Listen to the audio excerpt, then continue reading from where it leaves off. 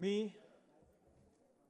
छत्रपती शिवाजी महाराजांना वंदन करून मी आमदार महेंद्र सदाशिव थोरवे कर्जत 189 रायगड या मतदारसंघातून विधानसभेचा सदस्य म्हणून निवडून आलो असल्याने ईश्वर साक्ष शपथ घेतो की कायद्याद्वारे स्थापित झालेल्या अशा भारतीय संविधानाबद्दल मी खरी श्रद्धा व निष्ठा बाळगीन।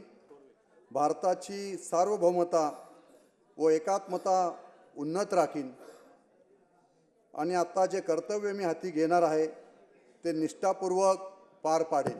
जय हिंद, जय महाराष्ट्र।